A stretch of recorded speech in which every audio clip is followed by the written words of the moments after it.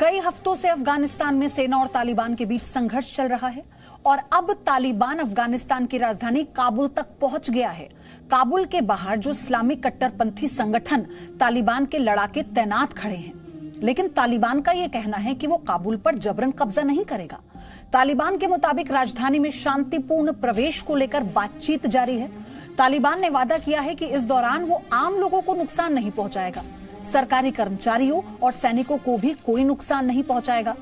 तालिबान ने अपने एक बयान में यह कहा कि उसका बदला लेने का कोई इरादा ही नहीं है। और इस पर अब बताते हैं 10 बड़े अपडेट क्या हैं। ये बड़ी अपडेट अब बताएंगे कि आने वाले समय में अफगानिस्तान और तालिबान के बीच का जो तनाव है वो और कितना बढ़ेगा या इस पर कोई समाधान निकलेगा। राजधानी काबुल को तालिबान ने घेर लिया है, ये सबसे बड़ी अपडेट है। अब तक 34 में से जो 25 प्रांत है तालिबान का कब्जा उन पर हो चुका है अफगानिस्तान के। आज सुबह तालिबान का जलालाबाद पर कब्जा हुआ, बिना लड़ाई के काबुल की सीमा में घुसा है तालिबान। जलालाबाद के बाद तालिबान का काबुल पर धावा। तालिबान का वादा है कि जबरदस्ती काबुल में प्रवेश नहीं करेंगे। काबुल में सरकारी कर्मचारियों, दफ्तरों को छोड़कर भाग गए हैं सरकारी जो कर्मचारी थे।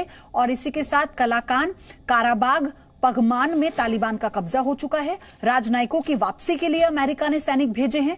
रूस अफगानिस्तान में दूतावास बंद नहीं करेगा, ये राष्ट्रपति पुतिन ने भी साफ किया है।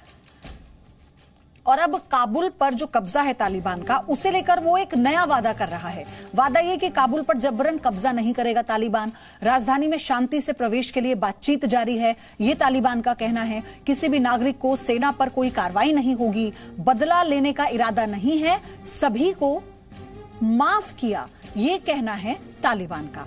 अब इस पर अमेरिका का एक्शन प्लान भी आपको समझना होगा। अमेरिका का रोल बहुत महत्वपूर्ण रहा है। राजनयिकों की सुरक्षित वापसी के लिए रणनीति बनाई जा रही है। अफगानिस्तान में 5000 सैनिकों की तैनाती का पूरा प्लान है।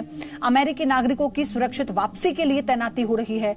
इसी के साथ अमेरिका के 1000 सैनिक पहले से अफगानिस्तान में पिछले हफ्ते 3000 सैनिक भेजने का आदेश दिया था और कल दिए गए थे 1000 सैनिकों की तैनाती के आदेश। तो अमेरिका की तरफ से यह अपडेट देखिए। अफगानिस्तान से संवाददाता अनस मलिक की ग्राउंड रिपोर्ट। यह रिपोर्ट ठीक उस वक्त की है जब तालिबान के लड़ाके काबुल की सीमा में दाखिल हो रहे थे। अफगानिस्तान में सूरत हाल जो है वो बदस्तूर कशीदा है। गुज़िश्ता 24 घंटों में अफगान तालिबान की जानब से 4 प्रोविंशियल कैपिटल्स को ओवररन करने का जो है वो दावा किया गया है, जिसमें सबसे बड़ा दावा जो था वो मज़ार शरीफ का है, जो कि बल्ख का सूबाई दारुल हुकूमत है। मज़ार शरीफ में हमने गुज़िश्ता रात देखा कि तालिबान जो है वो घुस गए, उन्होंने अपना गलबा पा लिया और उसके बाद जो वहाँ के जो फॉर्मर गवर्नर थे, जो कि लोकल वॉरलॉर्ड भी थे, अता मोहम्मदूर, उनको वहाँ से भागना पड़ा, वो वहाँ से फरार हो गए। उन्होंने एक फेसबुक की पोस्ट डाली, इसमें उन्होंने कहा कि वो लड़ाई के लिए तैयार थे, लेकिन उनको ट्रैप करने की कोशिश की गई, जिसकी वजह से उनको अपनी जान की परवाह करनी पड़ी। उसके बाद मैं अगर आपसे बात करूँ तो इस वक्त काबुल के इर्द गिर्द जो है ईस्टर्न साइड जो है वो ब्लॉक्ड है, वहाँ पे तालिबान का कब्जा है।